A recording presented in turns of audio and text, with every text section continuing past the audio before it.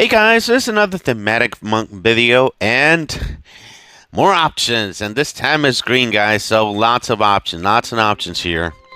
So I always say that I want to make these videos short and they always end up really long, so I'm gonna try to make these short.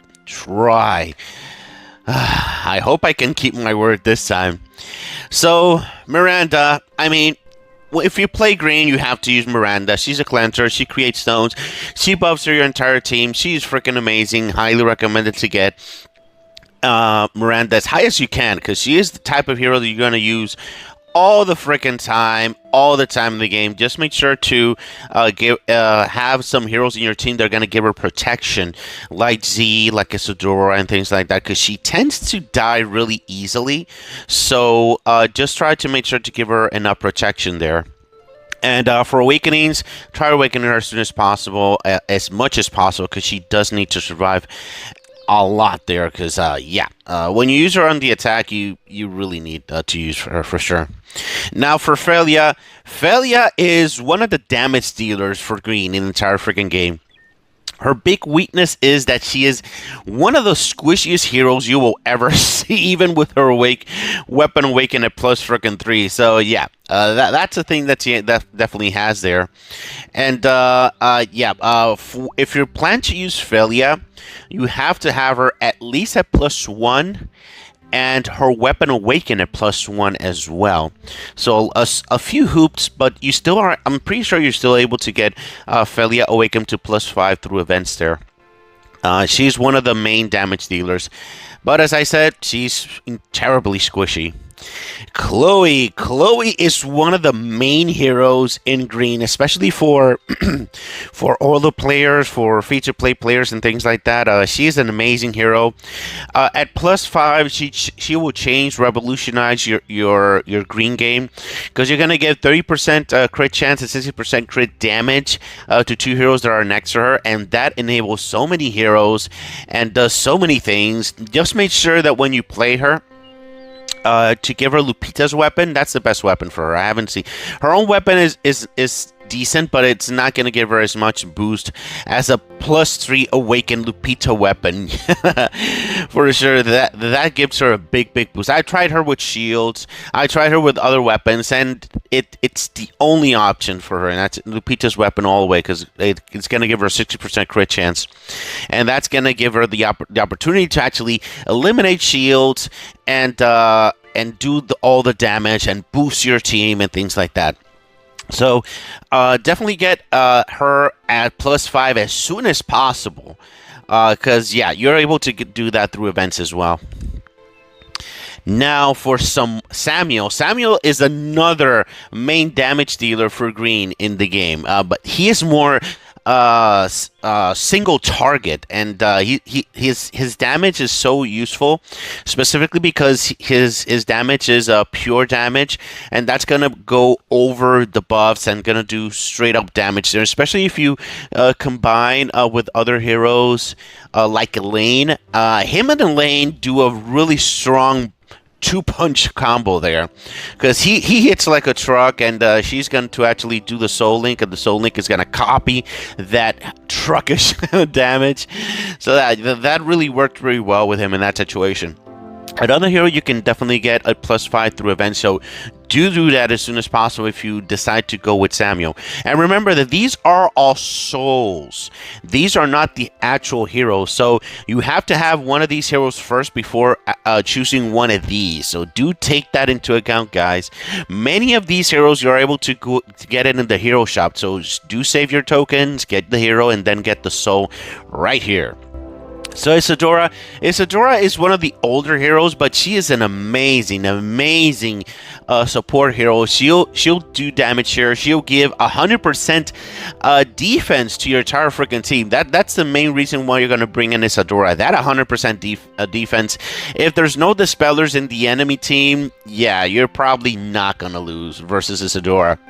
In these times, dispellers are being used less and less, but versus Isadora, it is still required to use that for sure. And for awakenings, her awakenings aren't so like crazy, but it's always recommended to actually get the fifth awakening just for resonance and all that good stuff. But it's not so crazy.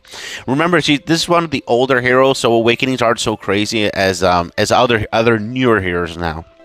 In that case. All right, so Malfort. Malfort is one of the most vanilla heroes in the entire freaking game.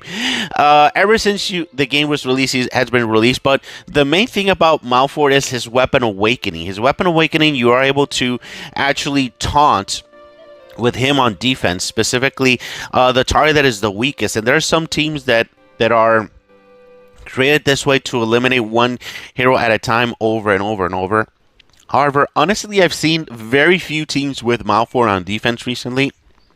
So he has been somewhat not used as much in the meta, but that doesn't mean that is not a good strategy. You can still try to make those defense teams.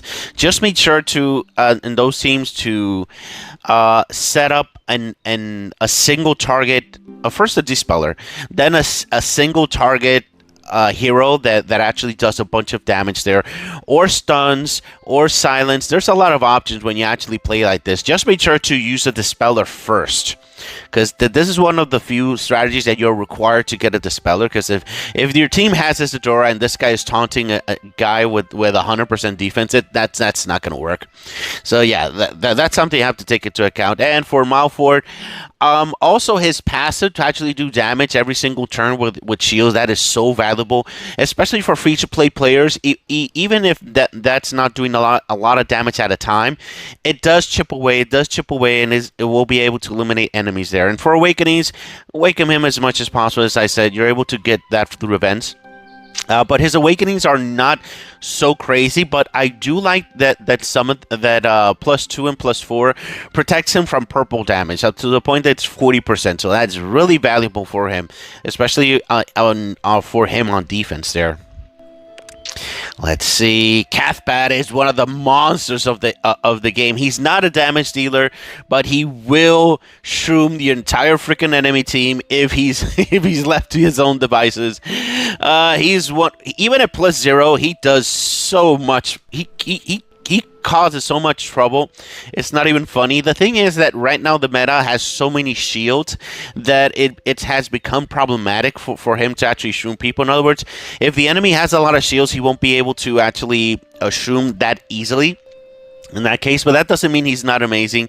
You just make sure to break the shields and then activate him, and that's going to shroom the enemy there. On defense, if he has his +5, he's going to become very, very, very freaking annoying. So if you have Cathbad, do plan to get his +5. His +5 is no joke. You'll be him on defense, him on the attack will be able to go off over and over and over again. Yeah, it's really powerful stuff, guys, for sure. So +5 for him for sure, but you can use him at +0 if necessary. And this guy Gardor, I mean, I really like the design, the weapon, and all that good stuff from Gardor, but I've never seen anybody use Gardor successfully. I haven't used Gardor successfully in that situation. So me liking stuff is not enough. He has to perform, and he's not performing. So I cannot recommend you to upgrade Gardor. Save your resources. Focus on someone else. In that case, if you're using them in free-to-play, probably the only reason is to actually hold the 4-star stone weapon, and that's pretty much it. In that case, sadly, I really don't see any use for Gardor for now. Maybe that will change in the future. And Karma is an amazing hero once you awaken her weapon. Once you awaken her weapon at let's see, you can put it at +2, she's going to become a straight-up shield breaker. At +3, she's going to prevent shields from being even created. So that's really powerful stuff. So if you plan to use Karma, you have to awaken her weapon. That's the main goal here. Her awakenings are not so amazing. So the weapon awakening is what changes and revolutionizes her. Once you get that weapon awakened, you'll be able to use Karma in many different ways. Very few people use her on defense, but I've seen some strategies in defense that literally doesn't let the enemy defense team do anything with a combination of her freezing and and her team doing Frosted, so she does the freezing guaranteed over and over and over. So that's a really cool strategy. I haven't seen it in a long time. People have become less creative with that, but that doesn't mean it doesn't work. It still works, just that there's very few brave souls out there to actually do that. And last is Showman. Showman is an awesome hero as long as you don't face somebody with stuns. And if you check the meta, almost every single team stuns in that situation. So as I explained in his Still Good video, he'll perform well as long as he doesn't get stunned. So everybody, as I said, it's a lot of problems because he's going to lose the tempo, he's going to lose that surge, and he won't be able to actually create that extra mana in that situation. So that's a big problem for him. So that's why a lot less people are using Showman in these times specifically. But if you fight against a team that doesn't have any stuns, Showman is good in that case. For Awakenings, I don't think his Awakenings are too crazy. Maybe his +3 gives a little bit more mana and things like that, but I'm not really convinced. But he's still an amazing hero at +0 as long as you're not, as I said, not facing stuns. In PvE, he's freaking a monster because he's not getting stunned a lot there. So you will be able to use him very nicely there in that case. Now, between these options, who do I recommend the most? I mean, I think Chloe is the #1 option here, as actually... just make sure to have the hero first. She needs to get a +5 as soon as possible. There's no question about it. That will revolutionize your team. Option #2 here, I would say Cathbad, because Cathbad, you really need his +5 to actually do a bunch of things. And he's fast. He'll be able to create stones. He'll shroom. Lots of things to love about Cathbad for sure. Option #3, that would be between Felia and Samuel, and I would say, I'm leaning a little bit more towards Felia, because Felia does combine very well with Chloe. Just make sure that she survives. She's incredibly squishy, like the glass cannon of glass cannons in the game, in that case. And it's because she's going to do a lot more damage with her own weapon and also with Chloe next to her.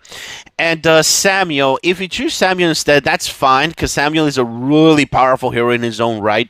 He's less squishy, but he's single target, and he's not exactly a crit-based hero. So if you don't like Felia, don't want to awaken a weapon, this is an excellent option as well. But do make sure to have these heroes first, guys. All these heroes, you have to have them first before you actually get this soul. If you don't have them, save this soul and use it for when you actually have the hero that you actually want. Now, this time around, we have Athena this time around to actually use her. Specifically, well, not use her, to actually get her in the event. And this is freaking amazing, but I do have bad news for you. Because Athena is an amazing hero, but at +0, she doesn't do much. She does not do much. If you already have Athena and you thinking of getting her to +1, the +1 is 100% worth it, because the dispelling and adding actual attack, that's going to give her an actual use for her, because at +0 she doesn't have too much uses, but at +1 now she becomes your dispeller in that case. So that's going to be super powerful, super awesome. And once you get her to +3, that's when she actually becomes a really big problematic hero for enemies in that situation. So if you have her +2, there is no other option to get her to +3 for sure. And of course her +5 is her protection option to actually revive heroes to 25% and actually do her skill right off the bat. So that's really freaking powerful. There are still people using her on defense until this day, and she is pretty effective and really freaking powerful. So if you plan to get her higher at +1 in the future, you got to get her now. If you have her +0, you got to get her now. She's an amazing hero. Very powerful stuff, guys, for sure. But if you plan to only use her at +0, no, I do not recommend you to get her only at +0. +0 is not enough. She needs her awakenings. Her awakenings are really powerful stuff. At least her +1. So she actually has the use as a dispeller and do extra damage there, for sure, guys. Don't be so sure. All right, guys, that's pretty much it. If you have any questions, if you have any concerns, please leave it in the comments and we'll talk about it, right? Thank you very much for watching, guys. Have a great day. Definitely Bye-bye. freedom. After all, it's hard for me to die.